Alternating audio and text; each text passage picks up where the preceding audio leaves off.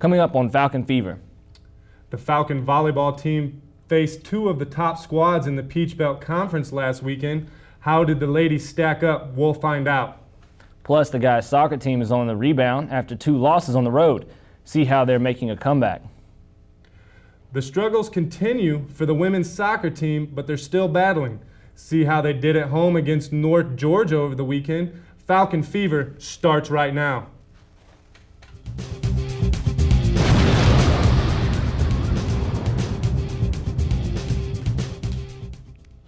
Hello everyone, welcome to all your source for Montevello Sports. I'm RJ Sievertsgaard. And I'm Coleman Sears. Thanks for joining us. Well, RJ, no sense in beating around the bush. Let's get to it. After 2 losses on the road, the men's soccer team is bouncing back with a well-deserved victory. The men took on Concordia Selma last week after a rain delayed their first meeting. The first 41 minutes of the match brought only frustration to the Falcons. After finding the crossbar one too many times, Shane Howard squeezed past the Hornets' keeper to find the back of the net for the first time, and it wouldn't be his last. Tyson Eo added a beautiful free kick, and Phil Jackson and Giano Frano both added PKs, proving once again why Frano is starting as a true freshman. If we had a Falcon Player of the Week, junior Shane Howard would definitely take the prize, as he came out of last week's game with a hat trick, scoring not once but 3 different times in the Falcons' complete domination of Concordia Selma. After squashing the Hornets, the guys laced up to take on Peach Belt Conference foe North Georgia at Varsity Field. Despite losing freshman Pedro Canero to a red card, the Falcons still came up with 2 goals thanks to a stroke of brilliance from PBC Player of the Week Phil Jackson. Jackson found Patrick Dean from a free kick and a fantastic cross into the box to sophomore Jackson Tolson secured the second goal. The Falcons keep rolling as they finish 2-1 against the North Georgia Saints. After their second straight win, the men traveled to Pensacola, Florida to take on the Argos of West Florida in an out-of-conference match. Brendan Ledgway was the MVP of this matchup as he collected 9 saves and his 4th shutout of the season. Even though the Argos led the Falcons in shots and shots on goal, they couldn't capitalize with Ledgway's huge performance between the posts. The match would go into 2 overtimes, but neither team could take the advantage. The final tally was 0-0, and the Falcons would come home with their second tie of the season, bringing their overall record to 5-2-2. The women's soccer team has been playing catch-up lately. The ladies on a 2-game losing streak faced off against North Georgia last Friday. That's right. The Saints also brought along former Montevello standout player and assistant coach Stacy Ballum. She left Montevello after last season for UNG. It's been another tough week for the Lady Falcons as they scramble to recoup after their 3rd straight loss. After having a productive first half, the Falcons just couldn't seem to finish and went into halftime down 1-0.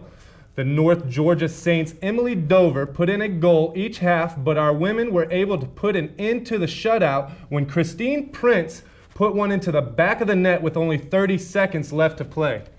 When it was all said and done, the Falcons fell 2-1 to the Saints and now look forward to later on this week as they face off against Lenore Rhine. So let's hope they can turn things around.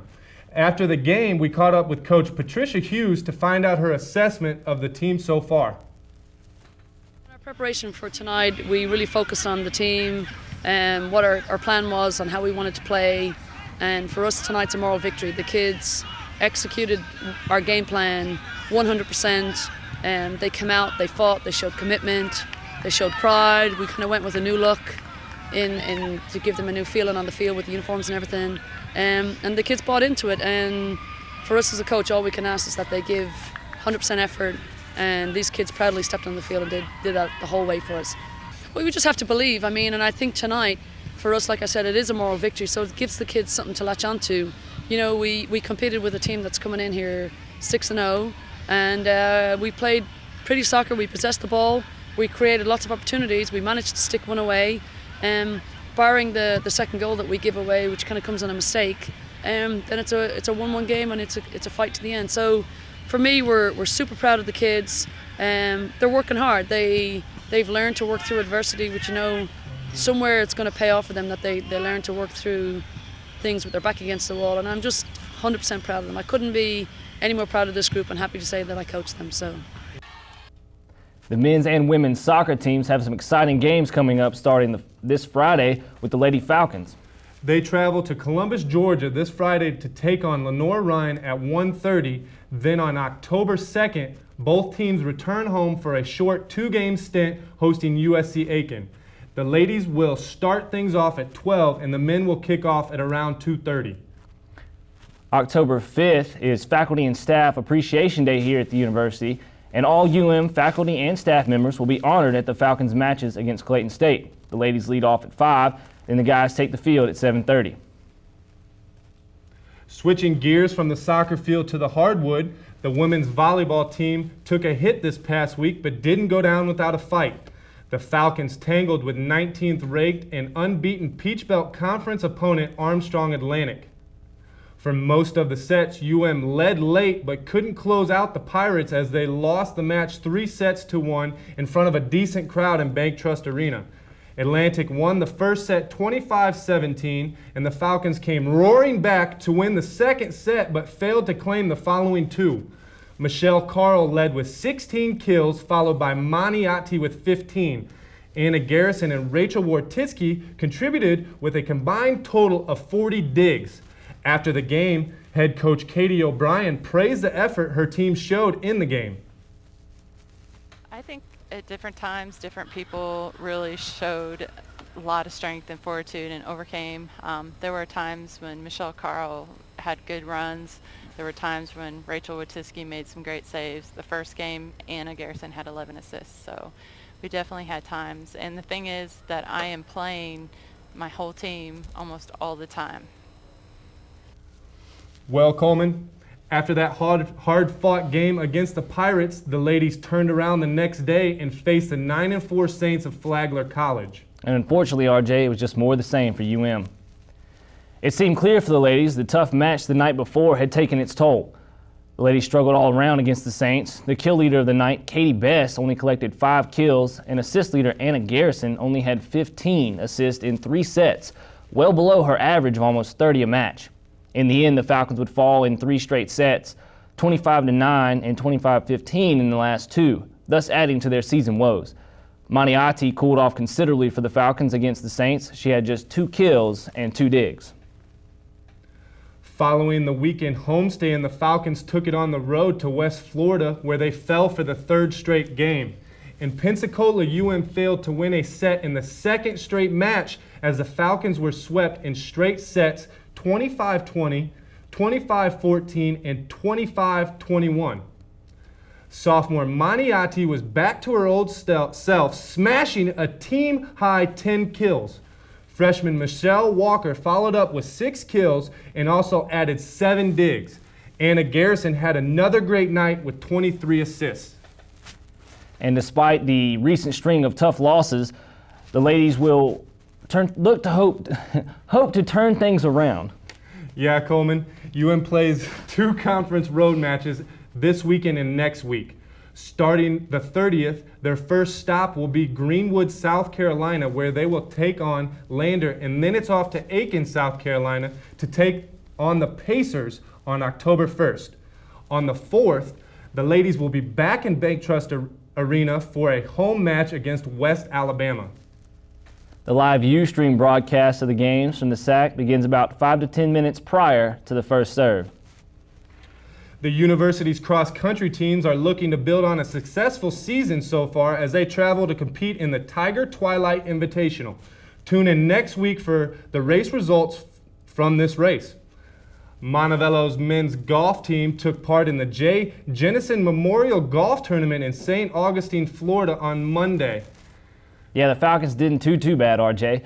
UM placed 6 out of 15 teams and had a good performance from Rualt Vilhune. Vilhune led the team, shooting a decent 3 over par in the 2 rounds. He had the Falcons' best round of 73 on the first day. Gonzalo Gambratoglio shot 11 over par, while 3 other Montevallo golfers shot in double digits as well. The golf team doesn't have to travel very far for their next tournament. October 4th, the Falcons will host the Full Moon Barbecue Montevallo Invitational at Timberline Golf Course down the road in Calera. Check back next week for those highlights. It's that time again, Falcon fanatics. Basketball season is less than 2 weeks away, and with the addition of assistant coach Stetson Harrison, the Falcons are hoping to have another great season.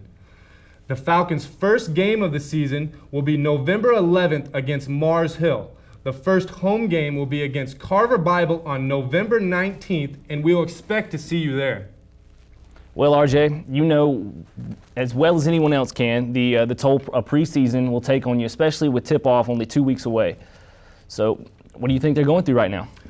Your body hurts. You're trying to, get in a good routine and try to get some of these nagging injuries that you've accumulated over conditioning to go away so you can play real hard that first game.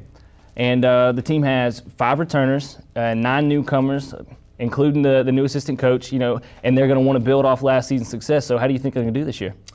Well, I think with the two senior returners that we had last year, including myself, we had a lot of on-court leadership and stuff like that. So with 5 returners, I think, they should be able to show them new guys exactly, how Coach Young likes to run it down there, and they should be fine.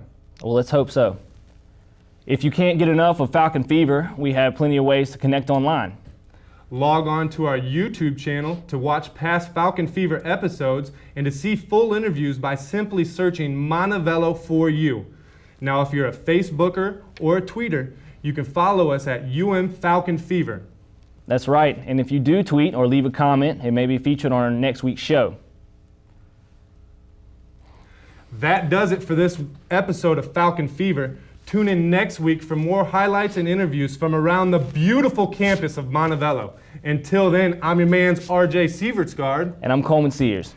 See ya. We gotta go. Y'all got to get out of here. I got stuff to do. Later.